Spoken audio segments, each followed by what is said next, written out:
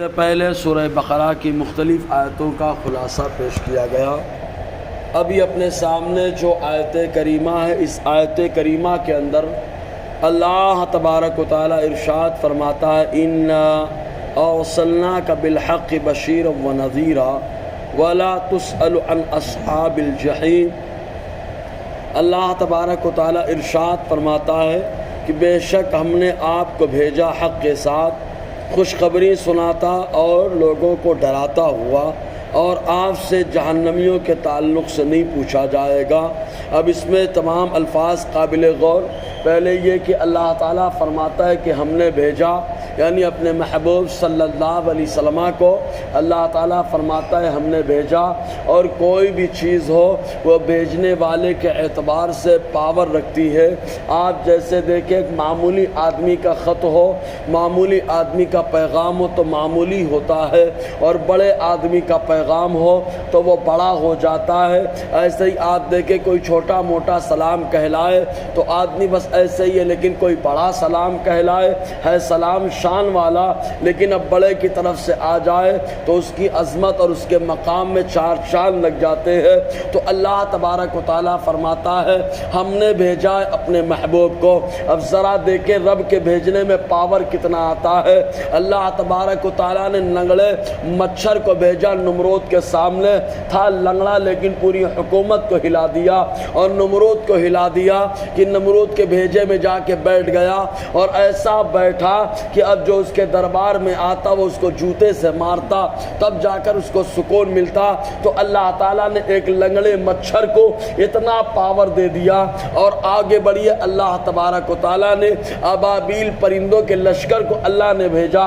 پرندہ چھوٹا ہے، اب رب نے جس کو بھیجا اس کے چونچ میں اور جو ہے پنجوں میں جو کنکر ہے وہ بھی چھوٹے ہیں، لیکن ابلہا کے لشکر کے لیے بڑے پتھر ثابت ہو گئے، اور اس کی تباہی اور بربادی کا سامان بن گئے کہ جس کے اوپر وہ پتھر گرتا وہ سڑنے لگتا، اس کا گوشت خراب ہونے لگتا، اس طریقے سے تباہ اور برباد ہو گئے۔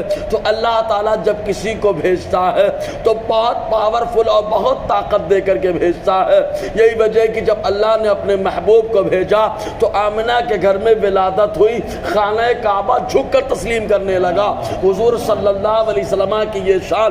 تو اللہ تبارک و تعالیٰ فرماتا ہے اے محبوب انا ارسلناک، بے شک ہم نے آپ کو بھیجا ہے، وہ بھی کیسے؟ بالحق، حق کے ساتھ۔ اللہ تعالیٰ نے حق کا لیبل پورے وجود پہ لگا دیا کہ مصطفیٰ کا پورا وجود حق ہے، حضور کا دیکھنا عبادت، حضور کا چلنا حق، آقا علیہ السلام کا تبلیغ فرمانا حق، پیدا ہوئے تو حق کے ساتھ، اعلان کیا تو بھی حق کے ساتھ، تو جو بھی کیا حق کے ساتھ اللہ تعالیٰ نے بھیجا۔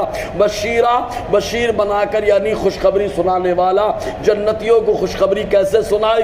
کبھی ابو بکر کو کہا اے ابو بکر تم جنتی ہو، ایسے خوشخبری سنائی، اور کبھی کہا اے عمر تم جنتی ہو، کبھی 10 صحابہ کو کہہ دیا تم جنتی ہو، کبھی پورے صحابہ کو آقا علیہ السلام نے جنتی ہونے کی بشارت دے دی، اور کبھی کہہ دیا ویسے کرنی کو کہہ دینا وہ ہماری امت کے لیے بخشش کی دعا کرے۔ تو اس طریقے سے خوشخبری سنائی۔ تو اللہ تبارک و تعالیٰ نے آپ کو یہ شان دی کہ آپ دنیا ہی کے اندر لوگوں کو جنت کی خوشخبریاں عطا فرمائے، نذیرہ اور ڈرانے والا بنا کر کہ حضور صلی اللہ علیہ وسلم نے اللہ کے عذاب سے لوگوں کو ڈرایا، اور اللہ تبارک و تعالیٰ نے جو معاملات آخرت کے رکھے ان سے ڈرایا کہ قبر میں یہ ہوتا ہے، اور قبر کے بعد محشر میں یہ ہوگا، اور آخرت میں فیصلہ جب جہنم کا ہوگا تب یہ ہوگا۔ تو حضور صلی اللہ علیہ وسلم نے اللہ کے عذاب سے ڈرایا بھی ہے۔